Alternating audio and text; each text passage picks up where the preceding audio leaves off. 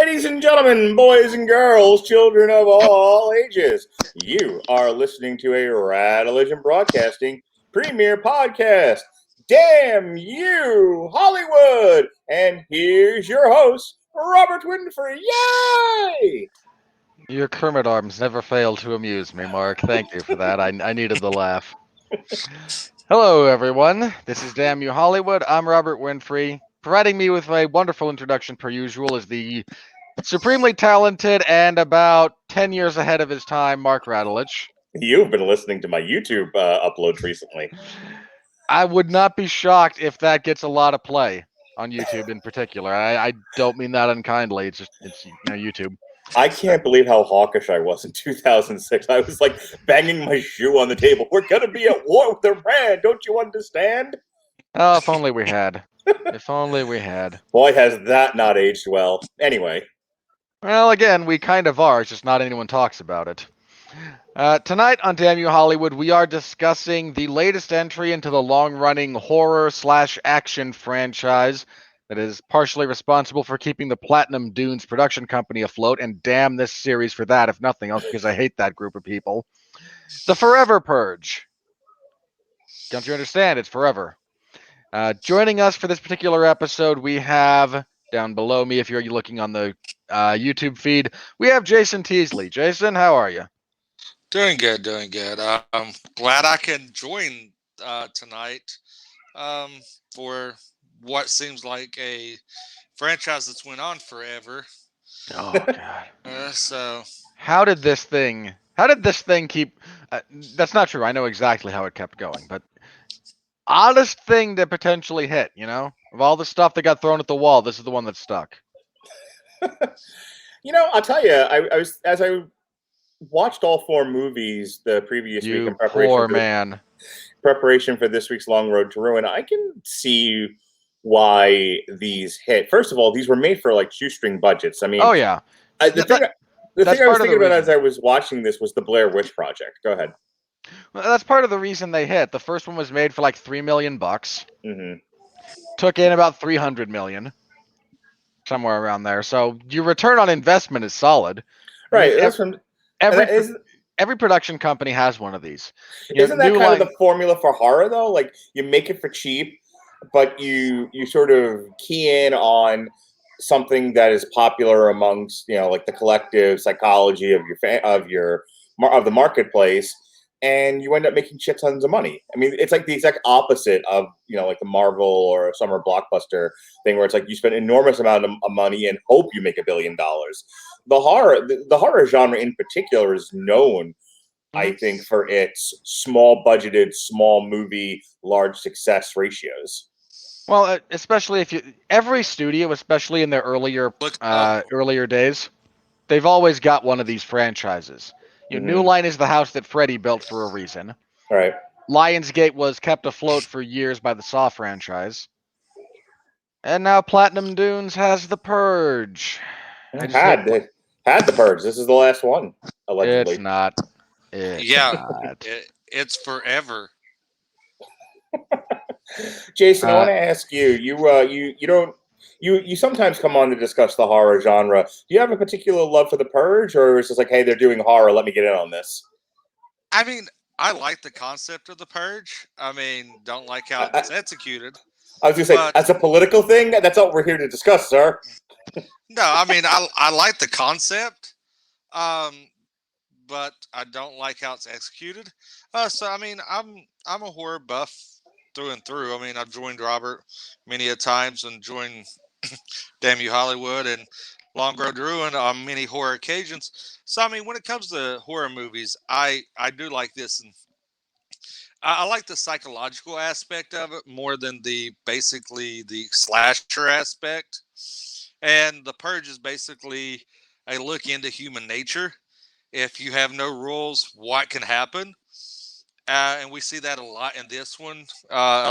This movie mirrors a lot of real world shit going on now. So yeah, I just like this franchise. I don't love it. I like it simply because of the psychological aspect to see what the worst in humans are.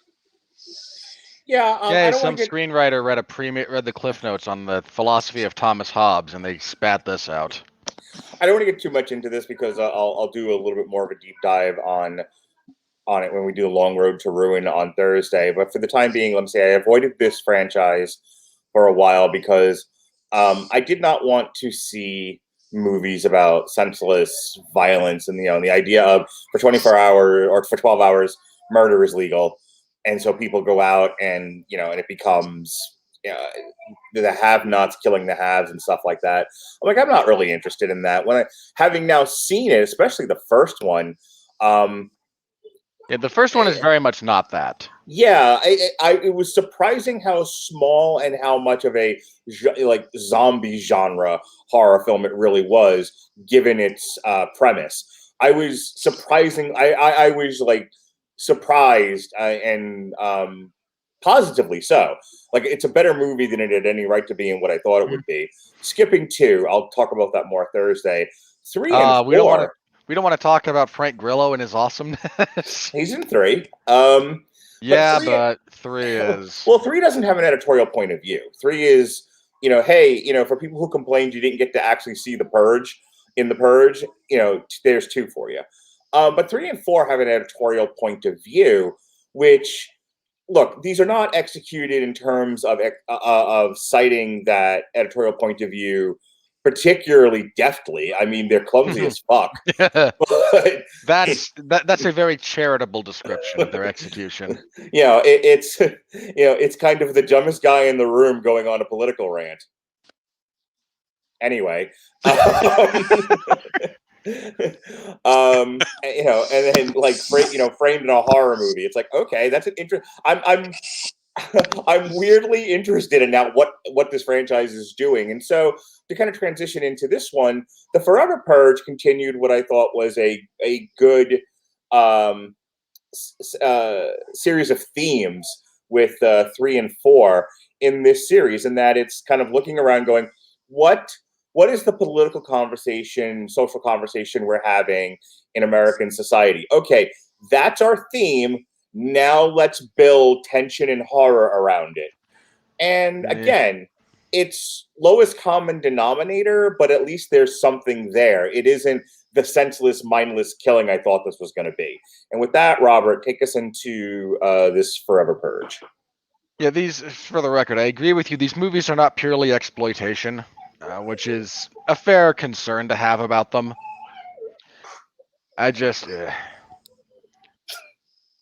I'll get to that when I get to it. Okay, so as far as the Forever Purge goes, what qualifies as backstory is after the election of the Hope and Change candidate from the Purge election year, nothing actually changed and no one had any hope, thus effectively mirroring real life.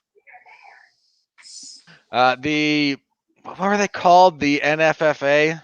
Yeah, whatever. The new founding fathers. Sure. Their party is reelected in a similar landslide, and the first thing they do is reinstitute the Purge because why not, I suppose. It worked so well the first time. Well, I mean, the theory is, and it covers it in this, it's the rich get richer, the poor are castaways.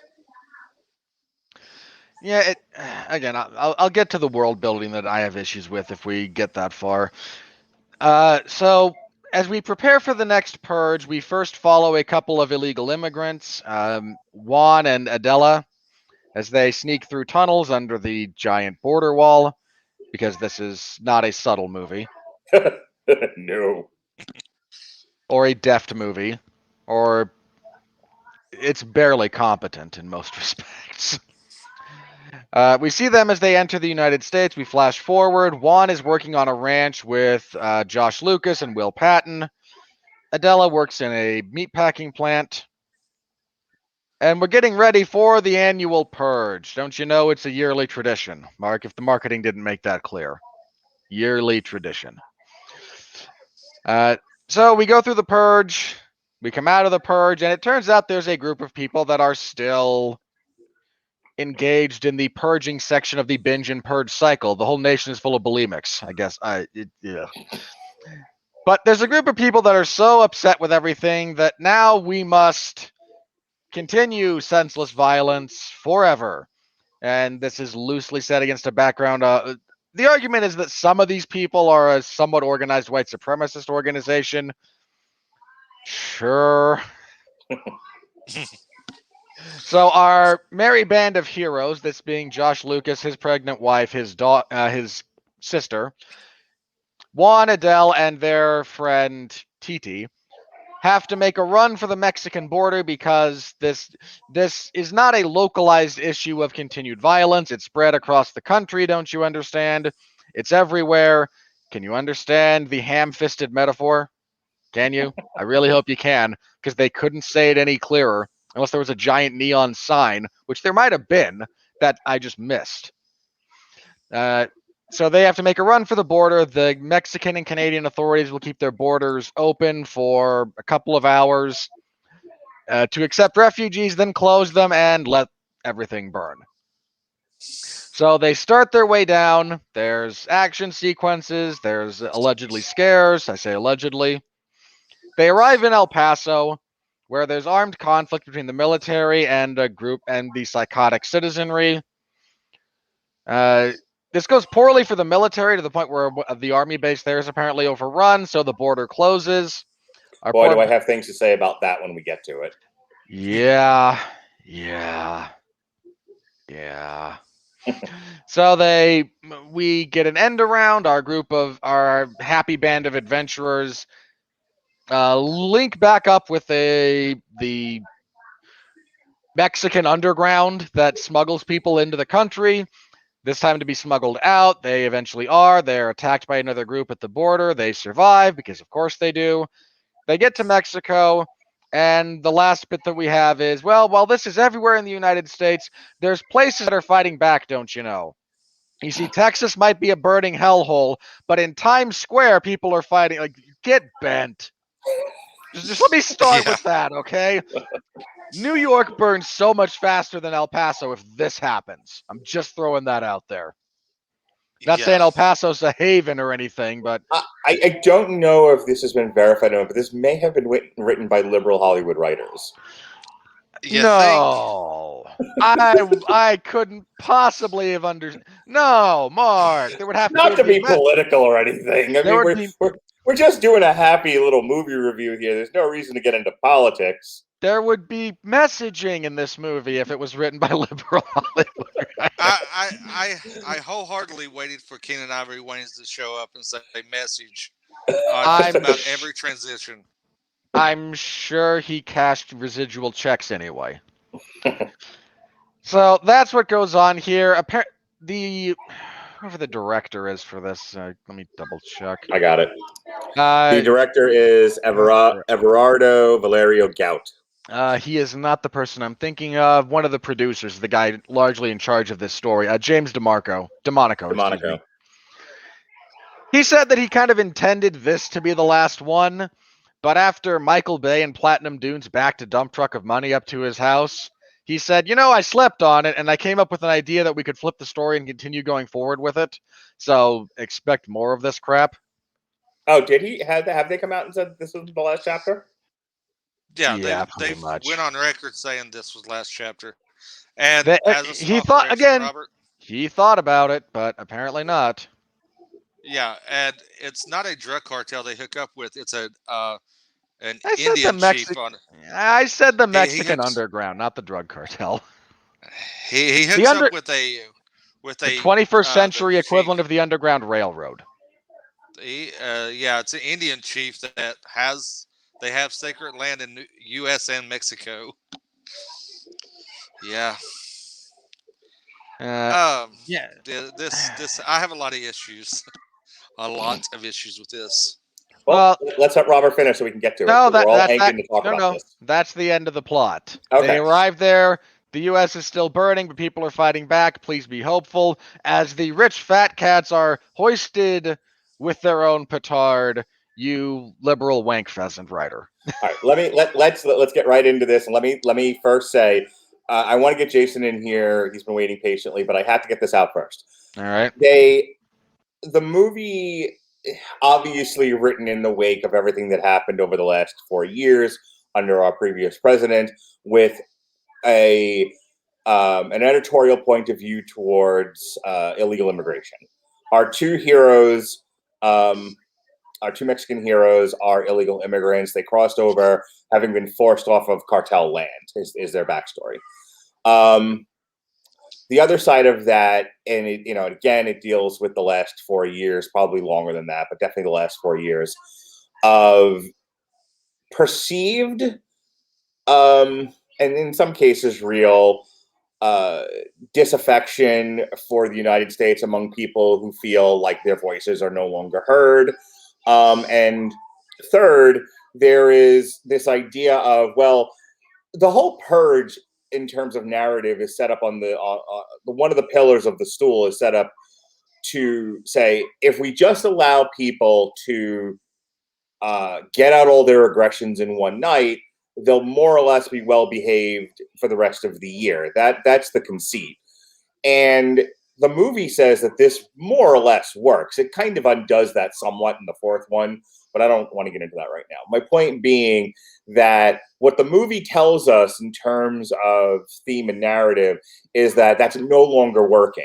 That people are so angry and so disaffected and so disenfranchised from this country that even with a 12-hour period of wanting to commit any crime you want, it's not enough, and people are now exploding in violence. And it's supposed to mirror our contemporary society, which isn't currently exploding in violence. We have issues.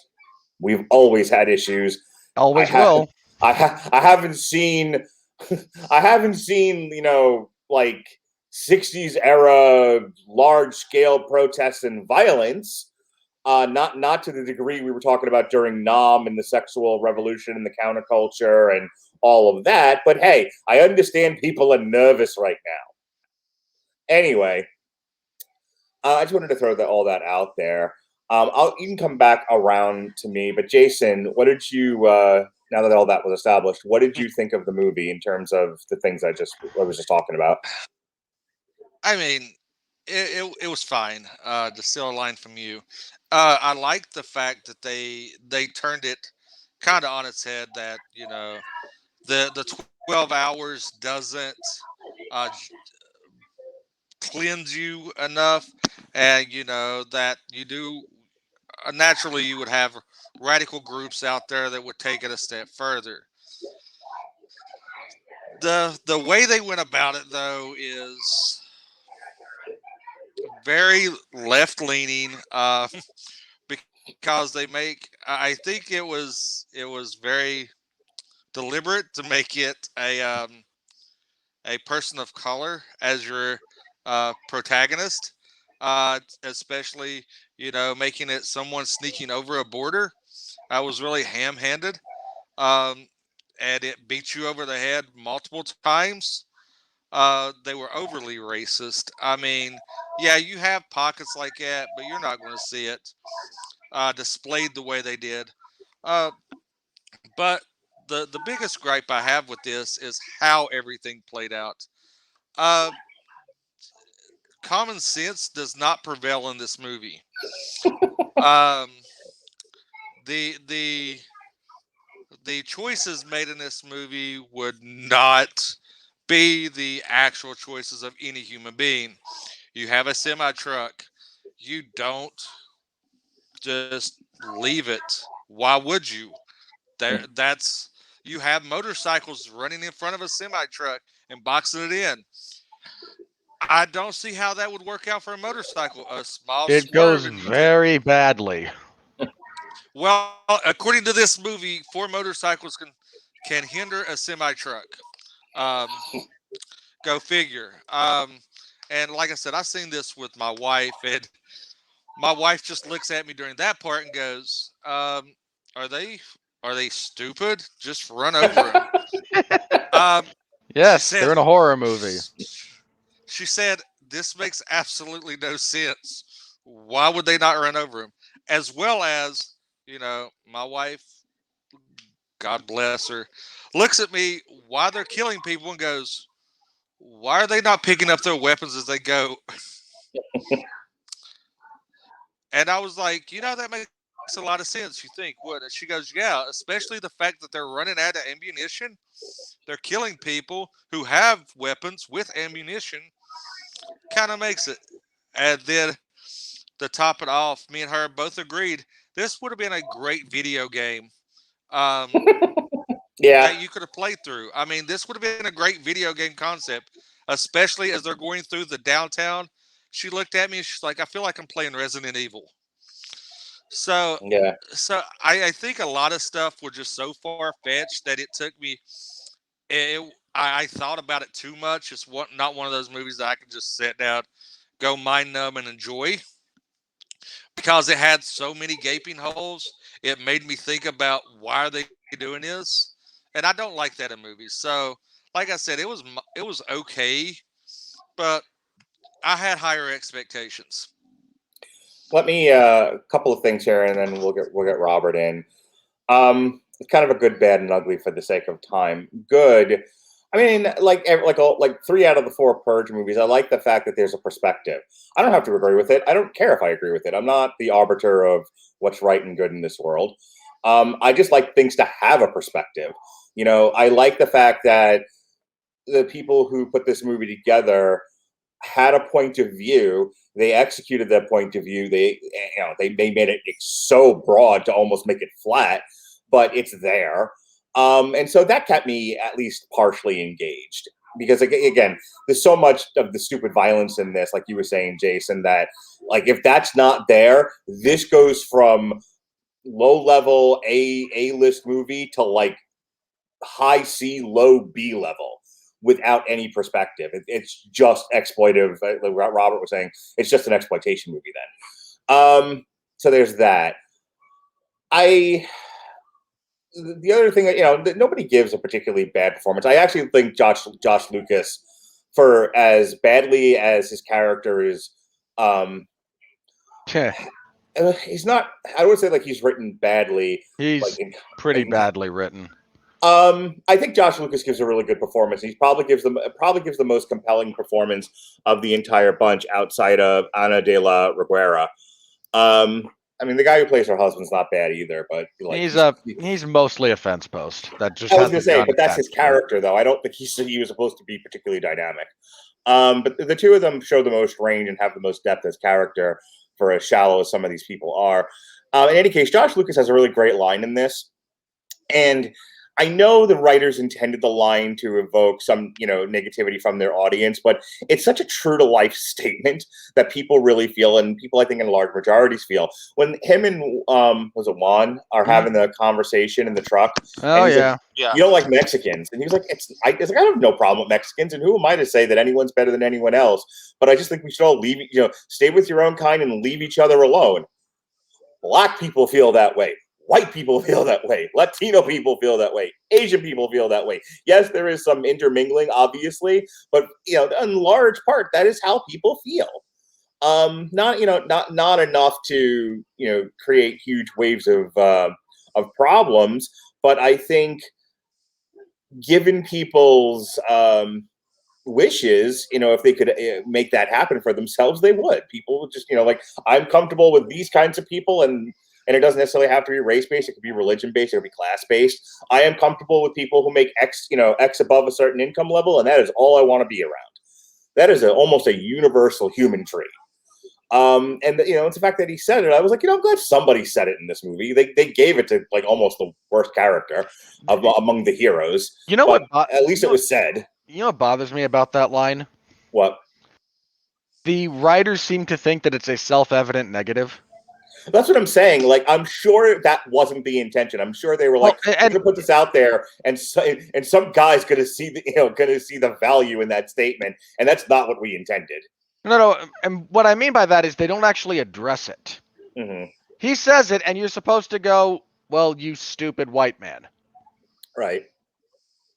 Never mind the fact that the next thing Juan says is, you might be right. I was just gonna say that, and then Juan co-signed on it. He's like, "You're not wrong, white man." So, You know? so you're either taking the position that this kind of segregation is in fact on its own merits, a positive, or you think it's so stupidly negative everyone's going to disagree with it, when half the point your movie's trying to make is that people feel this way. That's a stupidly written sentiment. Yeah. Speaking of stupidly, so like I said, the character interactions when they're allowed to have them and not just run from monsters, is fine. It's all, for this level of movie, adequately done. Your bad people are adequately menacing. Your action sequences seem to be in frame. Nothing seems blurry. It was all more or less readable that I could tell. I'm sure you'll have some issues with it, but I mean, On I occasion. could follow what was happening. So in terms of like strict film craft, I don't have any major complaints. Now, in terms of like plot and some of the things that happen in this, getting away from the perspectives and whatnot and the themes, I don't know what the people who wrote this movie were thinking, but as soon as I'll tell you at what point they lost me in the movie, and at that point I just wanted it to be over because it had now gotten so stupid that I couldn't enjoy the movie anymore. And it's early on actually. So a lot of what I have to say that's good about it is me like trying to pull myself back into the viewing experience and going, no, there was stuff that I liked. I just need to hang on to it for a little bit. Because this was so dumb and so bad, it ruins the whole movie. There's no fucking way ragtag racist white people with machine guns take out the military. Not the American military, not today, not in 2021. Okay? There's even a possibility that a group of civilians are going to overrun a military base. They're gunned down with tanks and helicopters. That's the end. Everyone dies. There's no way that happens. The most incredible, fantastic thing this movie talks about is the idea that regular civilians in a militia could overrun an American military base. No fucking way. And I couldn't get into the movie past that. Like, because, well, and then after that happens, it's mostly just them running away from zombies.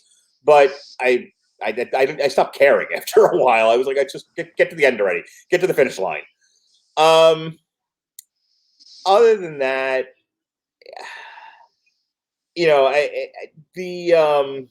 they run into the main villain of this thing, as it were, which is kind of thing because like in the beginning when the ranch hands turn on them, I'm like, oh, this is interesting because you've got the ranch hands turning on the rich white people, and this is the Mexicans kind of caught in the middle, and I'm like, oh, that was a different turn. That's not where I saw this going. I figured it would be all race on opposite race kind of a thing. And then 25 minutes later. And then 25 minutes later, then the main villain, such as he was in this thing, is the redheaded militia guy. And then it becomes a revenge flick because they shot his woman, but they shot her because they were being menaced by them, which kind of pulls whatever you're trying to say about what's going on in the world out of the movie, and it just becomes Judgment Night essentially. It's crooks trying to kill straights, and the straights running from the crooks, and and that's it. For a horror franchise, this wasn't particularly scary. They had the one moment with the trap, it's really not, and the woman, and that and there was some menace and tension there. And then, like I said, the rest of it's garbage action movie.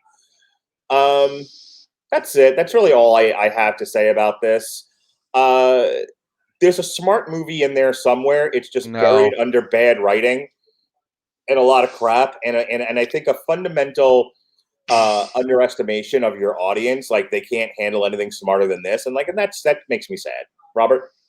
There's not a smarter movie than this here. This is what happens when you get the lowest common denominator understanding of issues to write the lowest common denominator of movie. Look, I will grant you the position that the concepts touched on here could make for a better movie. Yes. That's all I'm saying. Okay, no. The concepts touched on, yes, there are deeper themes and discussions to be mined. This movie was never going to be that. There is no editing to save this. The flaw is so deeply ingrained into the baseline assumptions of the writing that you've got nothing. You would have to burn it down and start over, ironically. So this franchise has taken some very odd turns throughout its life. The first one is, and I don't want to step too much on the long road to ruin that's going to be coming up, but I have a bit of a point here to make. The first one is a somewhat interesting home invasion horror slasher movie. It's not at all the best iteration of any of those subgenres, but it's acceptable. If you want a list of great home invasion horror stories, I have one, but we won't get into that. Mostly because I think the top one I would put on that list would freak Mark out. Now, I don't say that because you're a weenie. I say it's because it's a deliberately extreme movie. Okay. Jason might have seen Martyrs, which is the one I'm talking about. I have not. I don't know if it's still on Netflix. It's a French film, and if you're not familiar with the early 2010s French new wave I know what extreme movie it horror, is. I know what you're talking about. It's the two yuppie kids. Is that the one? possibly. I think that's it. Yeah, I think Does I it know the end with? movie you're talking about. I haven't Again, seen it. I've seen it on lists. there's like 3 or 4 of these French films that kind of deal with some of these similar ones. Ooh, French. One of them I actually have not seen yet because might be a bit too much even for me. And if you know me, then that says something. Point being, the second one is more action movie than horror, as is the third, but the third we start getting preachy, and this is where I kind of tune out. Let me say it like this. Most horror movies have a point of view, the good ones. They have something to say about the world. It's not always political, but they have something to say. I don't object to movies having a point of view. I object to preachy movies. Whether you're preaching something I agree with or disagree with, I find them off-putting. So this movie I found very off-putting for giant segments of it, for what should be fairly self-evident reasons at this point. This is more action than horror. There's the closest thing approximating as scares that you get are bad jump scares, and shame on the filmmakers for doing that. If you can't build tension legitimately, how about you just don't try to make a horror movie? Just a thought. Most of the action sequences aren't even that good. A lot of them are cut very oddly, and I don't mean that you can't follow them. I just mean there's odd decision makings in the cutting. There's a lot of. I was gonna say there's no style. It's very blah. No, the best action sequence in this movie, probably the best sequence in this whole movie, is their arrival at El Paso. And their first kind of everything, like from their arrival to when they have to split up at the theater. That, 3-minute segment, give or take, that's legitimately good. Yeah. Sadly, everything else, not so much. This movie also feels like it's a little bit trying to serve too many masters when it comes to the themes it's touching on. It's trying to talk about immigration. It's trying to talk about the social temperature of the United States. It's trying to talk about the class system versus the race system versus border security versus just you're trying to do too much and you're not smart enough to do any of it. I thought there was a better. If you wanted to simplify this story, there's a much better way to do it. You have to focus on either everyone's a racist or this is a class issue. The fact that they tried to do both, I think, hindered them fairly badly because, again, this is not a smart movie. Can I jump in here because there is a point that I wanted to make and I kind of forgot, but it dovetails into what you're talking about. Please. I hate when movies undo the previous one off camera, 2 at all, and so whatever they thought was going to happen with Purge 3 and 4, they when the woman wins the election in 3 and ends the Purge, great place to have ended the series of movies. Doing the 4th one, kind of showing you how it all started and the nefarious sort of undercurrent and the ulterior motives of the NFFA. I actually thought was pretty brilliant for what it was. And so, okay, the fourth one's fine. If there was a franchise where a prequel in this instance was potentially justified, this would have been it. Yeah, sure. And I actually thought it was executed fairly well. I'll talk more about that on Thursday. But my point being, they don't. One of the weaknesses of this movie is that its premise is essentially, even though she ended the purge, things fell back into crap again, and so the NFFA rose back into power and they restarted it. But by that point, the country had gone so far to one direction that we're at the point of the forever purge. You know, people going, I just want to kill now. I don't want to participate in society anymore. I'm done with this. I'm burning everything to the ground. Here's the thing. You needed to set that up a bit better than some news clips and voiceover work while you're introducing your illegal immigrants. 100%. That I mean, if memory serves, she wins that election. Don't they describe it as a landslide? I mean, she could have, and I guess winning it by a landslide tells a different story than winning it by the skin of your teeth. Yeah, either way, she won, and it was over. Well, again, I'd be more accepting of she eked out a win, and then and then you can have a more nuanced. I hate to say this about this particular movie, but if you have the appropriate setup about that kind of division, you can maybe get back here with a few shorter cuts, right? Hey, one detail, they do say at the end of it's buried in the credits and voiceover stuff, but they do say that like as soon as she wins and ends the purge, there was retaliation and revolting about it. But again, you cannot say where Boba Fett went with Han Solo for a year and just pick it up that he's in Jabba's palace. You can't say the entire world fell apart in between the 4 years she was president, and the NFFA taking power and not explain any of what happened.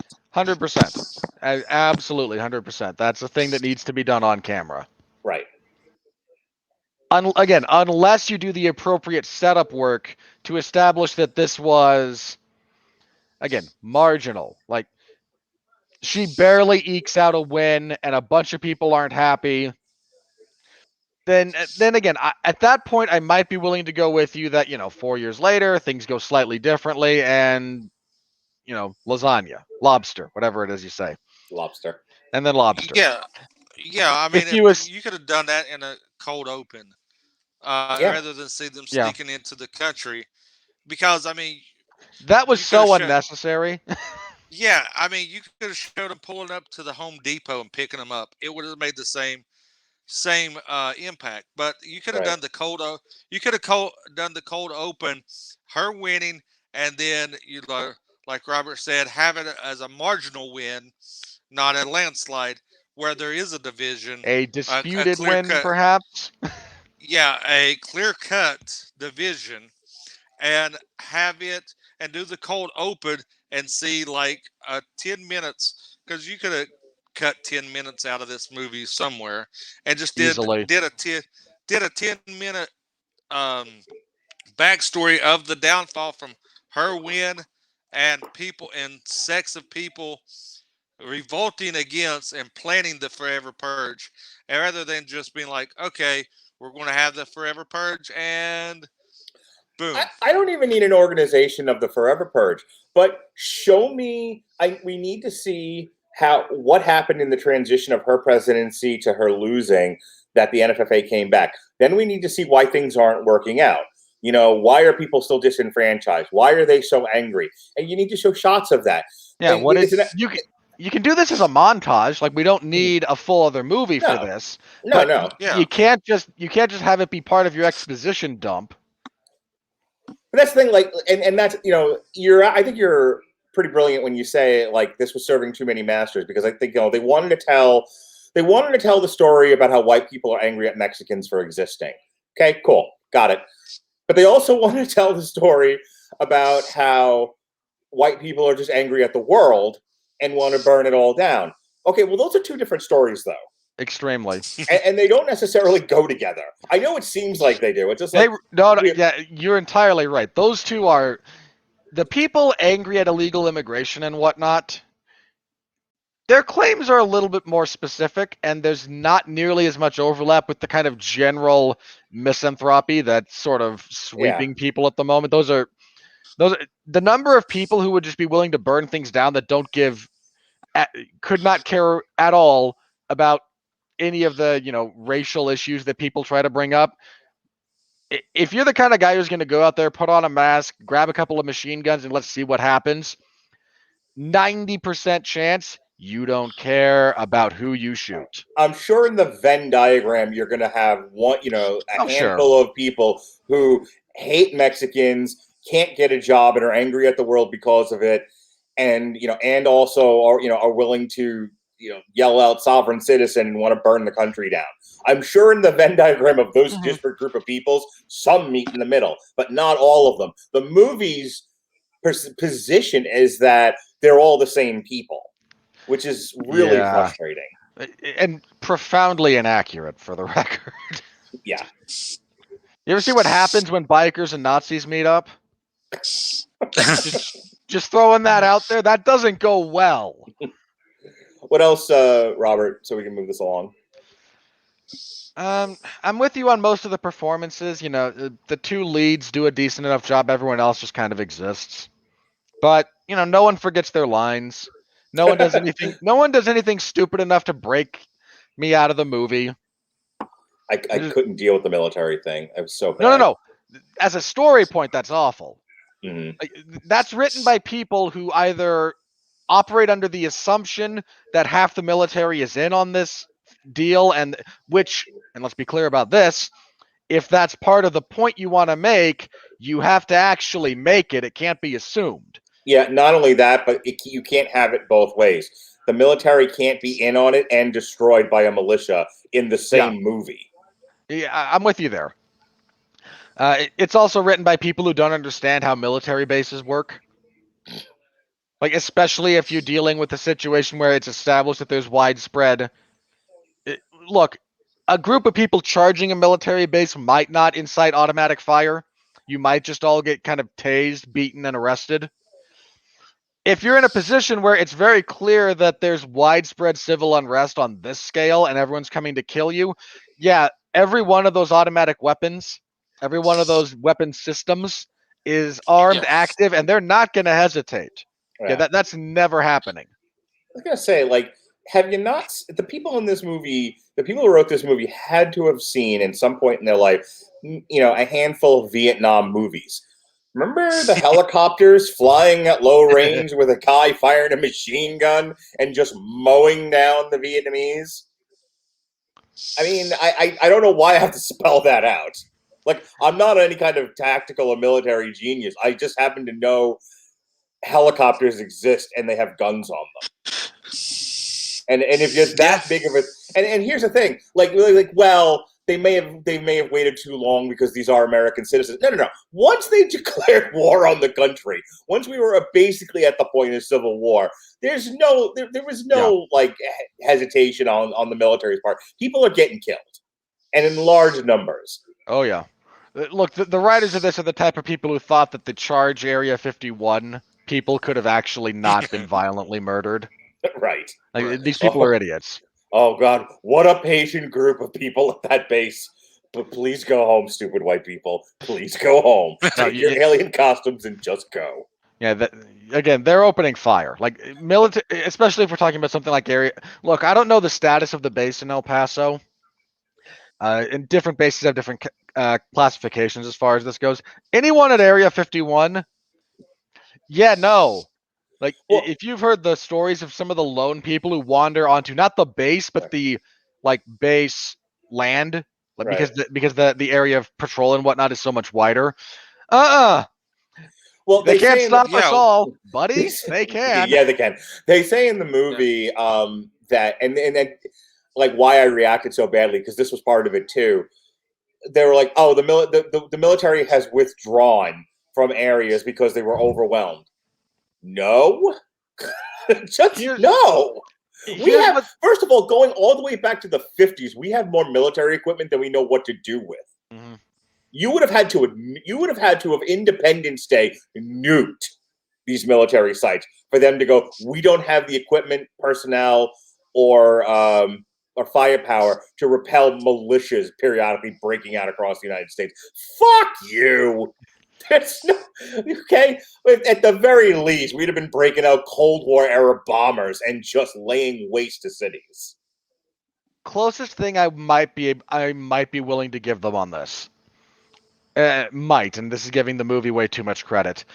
If what they had done was, instead of withdrawing, is if you redeploy to establish a perimeter because you can't maintain it, again, like that would have been believable. If we have segments out, we have these groups here, we have these groups here, no one's talking with each other. Everybody back up to the city limits. We form the kill box, and then we press in. Right. Like, there's ways to have done this where your heroes have the same obstacles to it. The obstacle to the heroes is the military is not going to be in the position we think they are. The border is going to close sooner than expected, and we're not going to have the same kind of cover when it comes to our traversal of the zombie apocalypse. There's a more believable way to do it than this. By the way, did you laugh out loud like I did when I heard Canada was opening its borders to the U.S. in the middle of a civil war? Yes. No, I did not laugh at that. I should have, but I didn't. Okay, I laughed hard. But also, Mark, no. Mark, don't you understand? The problems in this country are all along the southern border. There was no real violence in the north along the Canadian border. There's no unrest in Michigan. There's no unrest in New York. There's no unrest in Montana. Also, the Canadians are perfectly wonderful people. There's no crime in Canada. Nothing's wrong there. There's no bad people. They are perfectly understanding of us crazy animalistic Americans, and they would take us in, and they would whisper to us and pet us and name us George. It'll be fine. Yes, we could all go claim our emotional support Canadians. Hi, Andrew. I claim Andrew. You can have Dave. Look, we're not going down the road about who's claiming who. All right. I actually, oh god, I have exes in Canada. Last words, then we're moving on. Yeah, Jason, last thoughts on this while I kind of organize mine. Anything I haven't brought up? And we lost Jason. All right. He's been purged. Forever. My final thoughts. Again, this is a franchise that has extraordinarily limited mileage. If you're willing to go along with it, there's Jason. Okay, sorry. Last thoughts, Jason. Assuming you don't cut out again. Yeah, it just booted me. The last thoughts are, when you're running through a city and you don't know who is on your side and who is against you, fire freely at will. That was something this movie taught us, that friend nor foes, just fire at will. And because everything will be okay and nobody fires back. Like I said, I mean, I don't think this was an exceptionally high note to go out on the series, but I mean, it was better than the last one. It was definitely better than the last one. This was very heavy-handed, politically narrative, and forcing a political narrative. So I mean, it was okay for what it was, but you have to realize that if you go into this movie expecting something to not overthink, I suggest you buy a ticket to a much better movie. Yeah, for the record, the producer/writer of this, Greg DeMonico, confirmed earlier this month that the outline for the plot of The Purge 6 is to focus more on Frank Grillo's character. Yes. When you've run out of ideas, bring back your star from a previous movie, or throw money at The Rock. But this movie doesn't have money. He's in the next one. This movie does not have this production does not have the kind of money necessary to get The Rock involved. All right, what's your idea? This is going to be, they're going to do a crossover. This and Fast and Furious. Dom's going to come save the United States as he's going to, because F means family, and family is forever, just like The Purge. I hope Dom just drives through every city in his Charger with the sounds of "We Are Family" playing, and suddenly everyone's like dropping their guns and flowers grow. Yeah, I hate or the Ghostbusters break into song and the negative energy reunites New York. All right, we're gonna give For a mo- Robin an aneurysm. for a Hey, film set in New York, you'd think they'd understand that if the Statue of Liberty started walking through the streets of downtown, half of the city would just piss on it. we should have patted her feet. Hey, speaking of "We Are Family," I can't talk about the music in this movie because like there is none. But there may have been ambient noise in the background. No. There is music. In fact, there's a lot of licensed songs in this thing. Is there? Surprisingly, again, a surprisingly high number. Yeah, especially before they start going on the run. Well, what I was going to say was that if you want to check out "We Are Family" or any one of the licensed songs, I guess, in this movie, click our link in the description for. Oh, you're right. Holy crap! There's Corazon La Frontera by the Newton Brothers. Oh, this is all the Newton Brothers. Never mind. Because Anyway, nothing says Texas like the Newton Brothers, right? GetAmazonMusic.com/W2M Network. That's GetAmazonMusic.com/W2M Network for a free 30 days of Amazon Music. You can stream all you want. And if you like the service, you can keep it. And if not, you can cancel it. No fuss, no muss. But I would keep it because, who doesn't like to be able to stream any music that tickles your fancy in the moment that it does? And it's all right there. It's just an enormous, nearly endless catalog of music, many of which you've heard of, some of which you haven't. It's a great service. It's better than Spotify, better than Apple Music. I highly recommend it. GetAmazonMusic.com/W2M Network. And with that, for the record, Apple Music and Spotify, if you want us to say nice things about you, you can sponsor us and we will change our tune in a heartbeat. I can be bought like that. And speaking of buying me, here comes the money. Here comes the money. Here we go. Money talk. Here comes the money. Money, money, money, money, money. Dollar, dollar. Dollar, dollar. Alrighty. So, on a budget of $18 million, this thing has made $19.4 million. It's exclusive to theaters. There's no streaming competitor with this. It was the only, I think, wide release movie of the weekend. It was competing with Fast 9, which was in second week, and it was competing with The Boss Baby, as much as a horror movie competes with a children's movie. Oh no, The Boss Baby is a horrifying franchise, much more so than the Purge at this point. Look forward to my children and I doing an alternative commentary for The Boss Baby Family Business this Saturday. I'm 90% certain that your son is more articulate and interesting than the script of that movie. In any case, but that was also day and date on Peacock. Oops, in the wrong area. All right, so here's how the weekend here's how July 4th weekend went.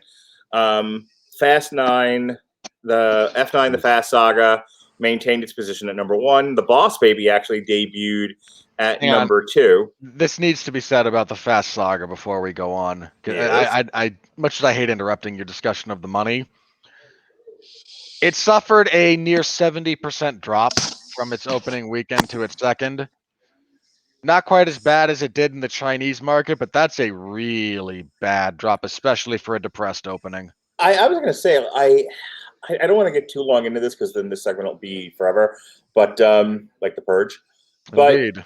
I'm wondering if there's exhaustion with this franchise. Like, what? 9 movies? Most of them being the same stupid thing. One would hope.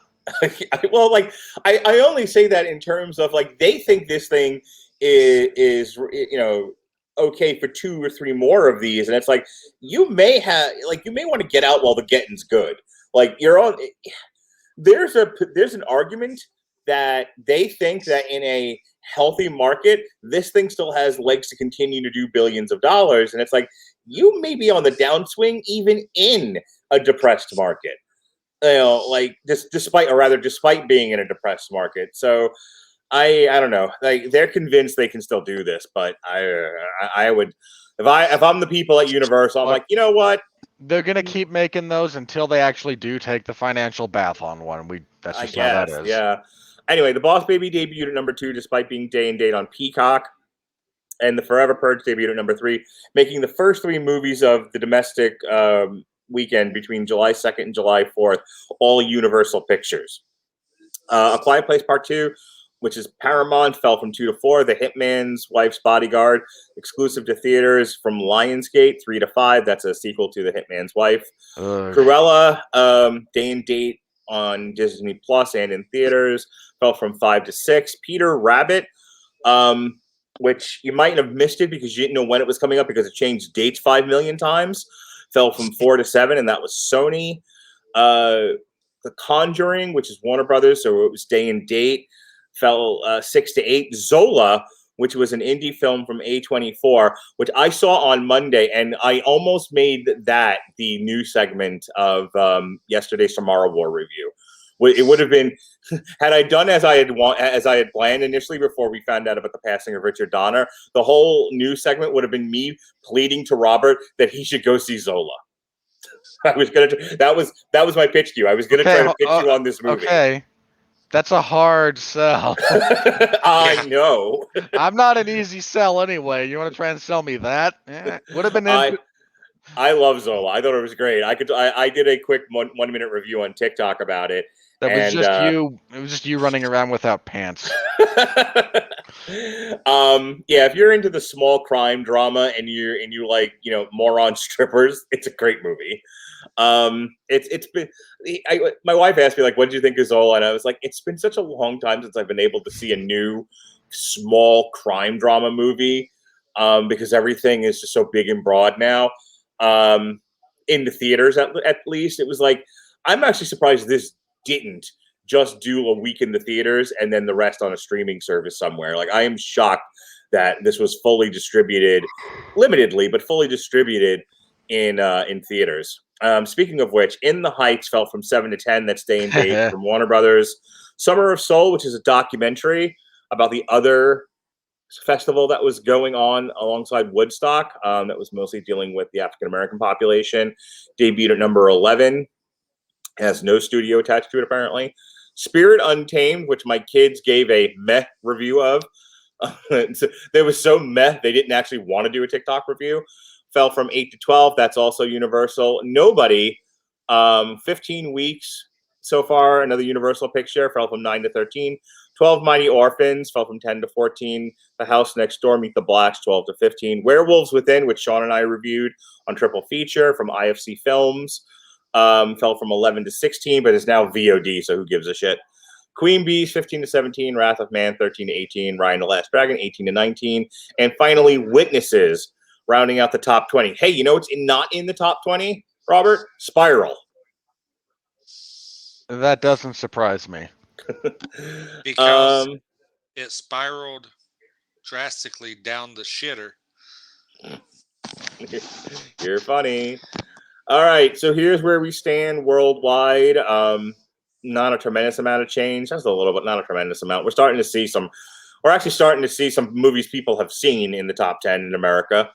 Hi Mom still at number 1 with almost $1 billion at 822 million. Detective Chinatown 3, those have been there since like January. Yes, they have. 686. F9 has risen to 500 million, the first American domestic movie to do so.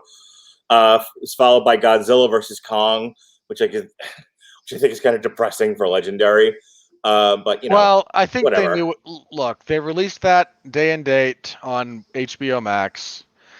They did it at a point when most lockdowns were still very much in place. Yeah. Or were barely starting to loosen. They knew they had to have known, like, okay, Sure. this is not going to do what we want it to do. But way back in 2014 when Godzilla came out, the idea was by the time we get to Godzilla versus Kong, this thing should make $1 billion. And I think as craftspeople, as people who, laid out a Marvel-esque long-term plan to get to $1 billion property, for it to not do so because of unforeseen events is sad and depressing and disappointing. Absolutely on that. And I mean, much as I thought the movie was sad, depressing, and disappointing, Speaking of sad, depressing, and disappointing, A Quiet Place Part 2, coming in at 257 million. Cruella in the top 10 at 204 million. I think it finally made over its budget, Robert. Huzzah! I have no faith in that. Impasse. It's, I can't wait for the sequel to Crater. yeah, I'm hoping. I'm hoping that just stays in development hell and they just give up on it. God, Cruella, the more I think about it, that movie made me envy the blind and the deaf. Impasse at 181 million, The Conjuring at 174, A Writer's Odyssey at 149, and rounding out the top 10, Sista at 128 million. Some other movies that we've done this year worldwide: Tom and Jerry at 124, Ryan the Last Dragon 119. Take that, Disney. Wrath of Man 99 million. Mortal Kombat, which the movie that made Robert angry and nearly ended this podcast, 83 million. How did? Okay, hang on. That nearly ended the podcast, not because I was angry. Spiral 36 million. Oof. What was the budget on that? Do you remember? Spiral? Yeah. Not much. In the Heights 35 million. Give me a sec, I'll find out. Chaos Walking, which we didn't cover, but 24 million. Boss Baby currently sitting at 21 million. Spiral's budget was 20 million, so they're not happy, but they're not losing a lot of money on that. Luca at 17 million, and God bless anyone who paid to see Luca. It was worth every penny if you did. Yeah. Wow, they released the Battle of the Five Armies for no apparent reason. I guess. Yeah, I have no idea why. I don't know what, like, if it's like an anniversary thing or what.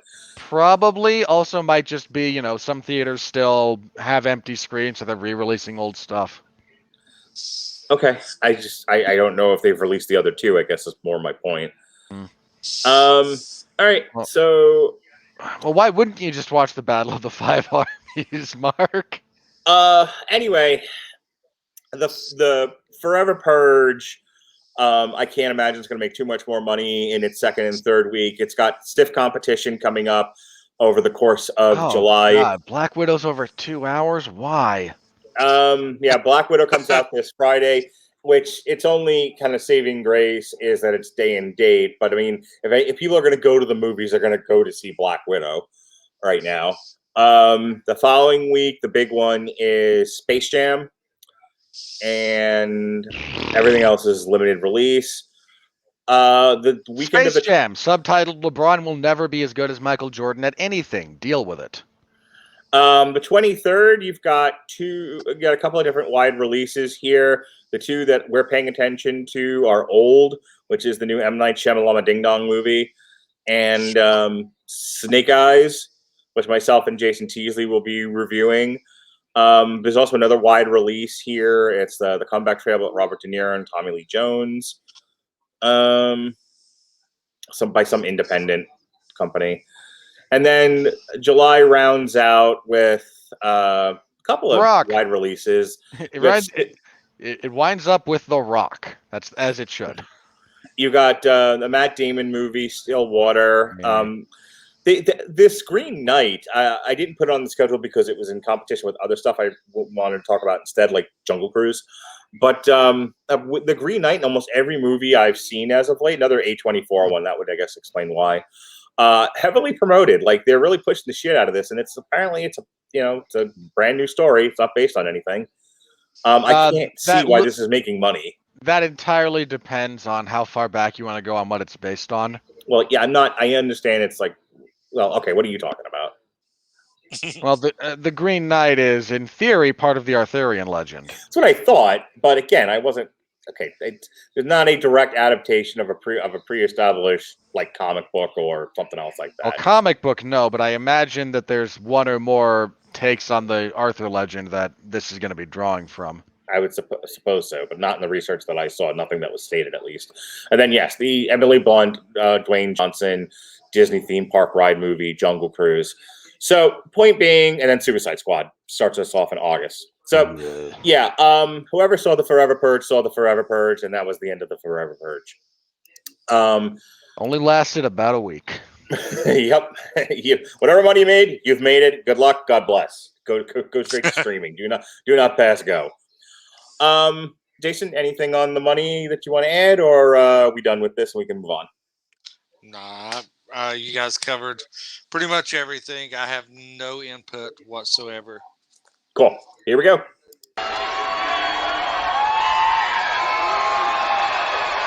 Are you ready? No! I said, are you ready? No, God! No, God, please, no! No! No! No! So, on average, the critical consensus was 46%. There's a shock. None of these, I think, have had a fresh review. A fresh consensus, rather. The audience score was 79. I can't remember if 2 or 3 is the highest, and it's 56%, I want to say. Something like that, yeah. According to Rotten Tomatoes, the critical consensus was the Forever Purge fails to fully engage with its most frightening, timely themes. Agreed. But the franchise remains largely, albeit bluntly, effective. Disagree. Yeah. No, it doesn't. All right. What about this did you find effective, consensus writer? Stephen Procopi of Third Coast Review. Series writer James DeMonico and director Eduardo Valerio Gout have crafted what might be the best film in the franchise. Best film in the franchise after the original 2013 The Purge. Nope. Now, this isn't Not on any level. This isn't even the same ballpark as 3 and 4. Like, not even close. Well, Mark, 4 was always going to be your favorite, and we all know why. Uh-huh. You know me so well. Lupe Rodriguez Haas of Cinemovie.tv. Oh, this is going to be fantastic. I can't wait. Mm-hmm. Finally, Jason Teasley, finally, Mexicans are the heroes in a Hollywood movie. Oh. The 5th movie in the Purge franchise lays it on thick with ideological messaging, but it's a reality check on the real horrors taking place in today's political climate. Robert? You moron. One. Let's start with 1. Mexicans have been heroes in plenty of Hollywood movies.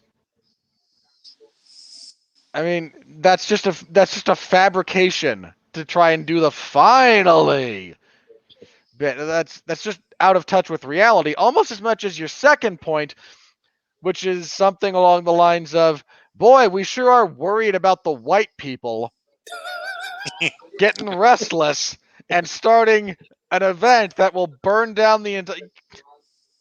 The hell's the matter with you? Continuing, look, I said before, I like when my movies have a point of view. I like when there's an ideological bent. You know, I understand there are people out there that don't want their politics and their entertainment, but politics is entertainment and entertainment is politics. And I like relatability, and the political is relatable. However, in my criticism, I don't need your agenda. I don't want your future. And on that note, Montley Stormer, that can't possibly be your name. Wait, Montley Stormer. Monty Lee? Whatever. Hansel? Movie realist. Han Solo. Han Sulu. You bastard. You did it. I drifted into somebody else's podcast there. I have zero problem telling you I was into it. Cheering the band of survivors and watching nationalists get faces full of lead. It was cathartic.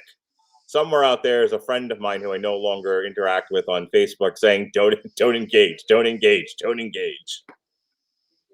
Allow me. Okay, dickhead. What would you... Hold on. These are not equivalent, but since he's the one making this point, what would your response have been to someone who said, I watched 12 Years a Slave and everything in the middle was cathartic? Like,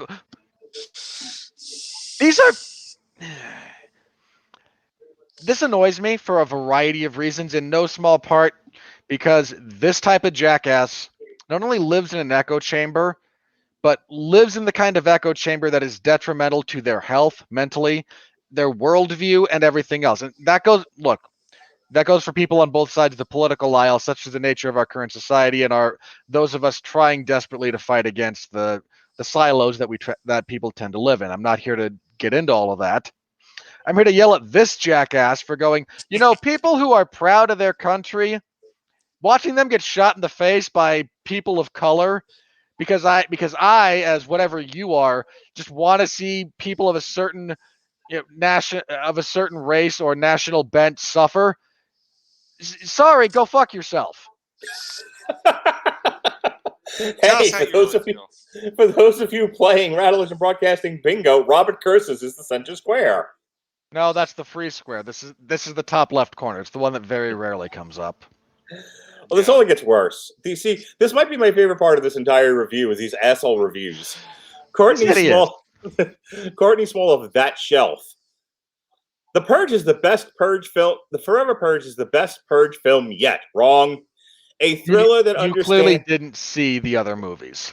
A thriller that understands one needs to break the rules of a system if one hopes to build a better version. Oh my God, go fuck yourself. What was so thrilling about this? I mean, yes. What thriller did she watch? It's a dude. Well, whatever. No, it's a bitch. How dare you assume that writer's gender, Mark? Yeah. He could be non-binary unicorn. It could be a giraffe. A very slow-eating zombie giraffe. I'm betting that's more accurate. Callback. Hey, callbacks. So our favorite reviewer, Jason. So I don't know how many of these you've done with us lately and how many times we've called upon this fella, but this guy might be my new favorite one, and he should be yours too. Kevin Carr of Fat Guy at the Movies. Taking up too many seats, fat ass. I have to know if he's getting any traffic towards his whatever it is he's doing these on, because we keep bringing him up. I'd like to think that we're sending him people. I gotta go see what he's doing. I hope not. Well, here's your free publicity. Shout out to you, Fat Guy at the Movies. Here's your free publicity. It's not smart. I got publicity for you. It's not smart, but it's a little smarter than the other Purge movies. Buddy, you must not have seen... Look, 4 annoyed me for a variety of reasons. But if you really want to pretend that the movie that deliberately sets up a social experiment around a specific location, then manipulates the experiment and the results to facilitate a specific endpoint, isn't smarter than the racism's bad, okay? You're smarter than run from the monsters. They're going that way. We should go this way. Then I'm sorry, you lack 2 functional brain cells to rub together. James Bernardelli, Berardelli, Robert Winfree's uncle, from Real Views, top critic. Why? Stop assigning me family members out of these morons. No. The Forever Purge is adept at providing the violence and gore. Hang on. No. The Forever Purge is adept at providing the violence and gore. There was more violence and gore in the last Rambo movie than there was in this. Significantly. I'm going to go out on a limb and say there's going to be more violence in the Black Widow movie than there was in this. Yeah, really. Fans, you're going to crash a satellite into the cut. Sorry, no. The Forever Purge is adept at providing the violence and gore fans expect from the exploitation flick, and despite its pretense of offering political commentary, that's really all this movie is. If you want to, that's not this actually guy functionally retarded. You're not supposed to use that word anymore, but I'm gonna go out on a limb and go yes. I'm not politically correct. The only potentially interesting thing about this movie would be its point of view, because as a thriller / action movie, it's bland as freaking tofu. Not good tofu. Right? And good tofu is bland because it just is a sponge for flavor. You have not even Walmart tofu, like whatever your local grocery store is, their tofu. That's what the action in this movie is. And you, sir, have the temerity to go, this is effective exploitation filmmaking. Buddy, I have seen effective exploitation filmmaking. I've watched plenty of Rob Zombie movies, which are some of which are deliberately that and are very good at that. This ain't that. We'll end with this one. Blige Abiri of New York Magazine, Vulture, Oh. top critic. Right here. Right here with your publication. Oh, it gets even better. I'm sure. The most confrontational and nihilistic of the films, as well as the most somber and contemplative. Okay. Ugh. Okay. Okay. Listen, you. Listen to me, you cock-gobbling monster. I get that you write for a publication that has tattooed onto your skull, I must use nihilism in every fucking sentence. But this is not a nihilistic film, you dipshit.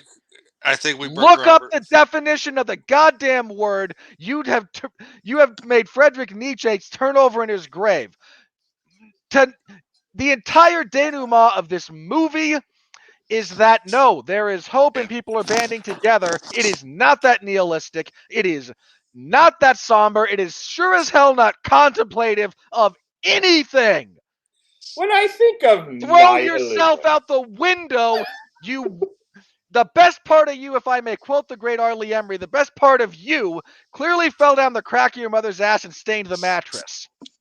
When I think of nihilism, I think of 1776, the American Revolution. No hope at all. When I think of nihilism, I think of Martin Luther King and the end of segregation and civil rights. No hope at all. Yeah, I think Robert just got possessed by Pat Mullen for a second with that rant. No, I just know the buttons to push on him to get the best reactions, and I tell you, one good thing has come out of our shift to video in the Radulich Broadcasting Network in the 15 years I've been doing this. My face is I got to see nuts. That. The only thing missing was I wish I had 3D glasses. Just Robert coming at you in 3D, motherfucker! You know, it's so good. Worth it. And on that is our review. Seriously, the New Yorker, I wouldn't wipe my ass with that. Understood. That publication, it is on par with Variety. I see no difference between the two. There was total parity. Earlier today, myself and Harry Broadhurst reviewed Game Changer Wrestling Backyard Wrestling 3. Harry was great on that show. He's really knowledgeable about independent wrestling. So it was a lot of him being educational and interesting, and me going, I liked it when they smashed the glass on each other. It's on backyard Monday, wrestling. Your take was probably more prescient to what was discussed. Last night, myself and Robert Winfree reviewed The Tomorrow War, and we talked about the passing of legendary director Richard Donner. Sunday, myself and Sean Comer reviewed 3 movies, Werewolves Within, Hitman, and Tekken on Triple Feature. Tomorrow, we return to audio only as we do Buckcherry, Hellbound, Buckcherry, Hellbound on the Metal Hammer of Doom, and Robert Cooper is threatening to come back on that show, so that'll be fun. Thursday, Sean Comer and I review the first 4 movies of The Purge. I know we talked about them a lot tonight, but we'll get into a more in-depth discussion on Thursday. Friday, Black Widow comes out, as we said before. We'll re-air our Captain America Civil War review, and myself and Chris Bailey will review NXT, Great American Bash, and AEW Dynamite Road Rager. Saturday is a syndicated source material from Jesse Sturcher. He'll be re-releasing an edited version of his Supreme Madness review. And then on Sunday, we've got 2 reviews for you. We've got Everyone Loves a Bad Guy, Captain America Villains, and then the Mighty Ducks Game Changers review with Evan Bevins. Next week is all of our Black Widow stuff. We'll do a comic book, her Deadly Origins book. We'll review the movie. There'll be an Unspoken Issues, What If the Punisher Killed Spider-Man, plus myself and Alexis Hano will review the new season of Looney Tunes, the beginning of season 2. And there'll be another triple feature. This will be me, Jesse, and just me and Jesse. We'll be reviewing Gunpowder Milkshake, No Sudden Move, and The Misfits. And then on Thursday, we have a re-airing of our Damn You Hollywood review, Pride, Prejudice, and Zombies. Plus, That was fun. That was fun. Plus, myself, Chris Bailey, and Pat Mullen will be doing our Mania of WrestleMania. We're up to WrestleMania 3 now, the big one. So that's all this week and next. Don't you understand? Andre was 800 pounds. And Hulk Hogan slammed him, mostly on his own merits, in front of a paid audience of approximately 700 million people. Don't you know, brother? And Andre the Giant broke my back, but I got him over anyway. Speaking of getting him over, go ahead, W2M chairman. Go tell him what you do. Hey, is the Black Irish ever coming back? You gonna drag Eric back into the world of podcasts? Yeah, he's just me and his both got some issues going on, scheduling conflicts. But it's Kennedy's husband just came back from deployment, so this week as unexpectedly, so there will be an episode going up soon, I hope, where we tackle the Olympic trial debacles and everything, and talk about all that shit show going on there, as well as we've got a critical race theory episode coming up. Should be real. That should be real fun.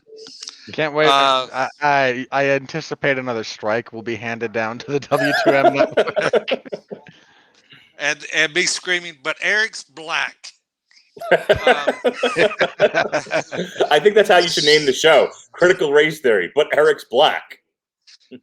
That could be the name of the show. I will take that into consideration. Me and Jesse's getting ready to record a show coming up soon. I think. Yeah, but it won't be released until forever, so don't worry about it.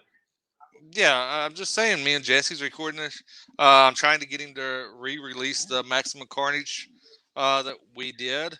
I think the actual next show that I'm on here is a triple feature where we're doing America the Movie. Yeah, the 18th. Actually, I think I'm on the trivia thing with Alexa on the 17th. So that's a pretty busy weekend. So I'm on that. I'll be on that trivia. Probably be drunk and hopefully don't die this time. Stop dying on trivia shows. Well, I about died on the first trivia show, and then or at seafood restaurants. And then we made the joke as soon as I committed to doing the trivia show. I was told don't die, and then I was rushed to the ER that night and almost died. So go figure. So yeah, I need to quit joking about that stuff, or I'm going to go see my mom again. Then I think that's the next thing is the 18th triple feature I've got with you will be my next show that I'm on here with you, Mark, which is going to be real fun because I get to watch Team America again, and I'm really excited about it. I might even introduce my daughter to it. Oh, good. What is she, 14, 15, 16, somewhere in there? She turns 14 this year. Good. You're gonna show the 14-year-old puppets fucking. It'll be fantastic. Hey, trust me. She lives in a household with me, so I'm pretty sure she's seen puppets fuck before. Yeah, I mean it was sock puppets, but don't kink shame, Mark. Yeah, it was. So I got to do what I got to do. Okay, got to spice up. Got to spice up the marriage sometimes. Okay. I understand being a married man myself. Sometimes you got to introduce puppets into the bedroom. I get it. Yeah. Listen. The Johnny Bravo puppet gets a lot of action. Okay. Sure. But yeah, I mean that's the only thing I've got going on. The kickoff is going to come back starting the end of this month. We're going to be doing our NFL review, and then look out for September 4th when we do the trivia for the NFL season. And that's pretty much all I got. Robert, you got a big show coming up this weekend. In theory. Yeah, let's see. My usual stuff, I cover professional wrestling 3 nights a week. AW's Dark Elevation programming on Mondays. MLW stuff on Wednesday, so whatever they're up to this week. And then WWE SmackDown on Friday. Can't you just feel my enthusiasm? Saturday will be UFC 264, which is anchored by the trilogy fight between Conor McGregor and Dustin Poirier. This is about 6.5 months after their second encounter, which took place, 14 years. Not 14. 7 years after their first one. So be on the lookout for that. That will be in the MMA zone of 411mania.com. I host the 411 Ground and Pound MMA podcast on Sundays. Last week was a preview of UFC 264, so if you want my thoughts on that, you're welcome to give that a listen. I talk about McGregor and Poirier and how they match up, a little bit of the lightweight title picture, the rest of that card. The UFC perpetually devaluing their titles, even though they know what a bad idea that is because they spent a decade or so laughing at boxing over doing the same thing. How ironic. Yeah, time's a flat circle. What do you want me to do? So there's that. Next week, again, Mark mentioned that there's the re-air of the Everyone Loves a Bad Guy for Captain America's villains. This is a specifically look at the comic book characters. I can't encourage you to listen to the show. I appreciate it if you do, but it's not a great show. And then, Black Widow next Tuesday. I am, enthused.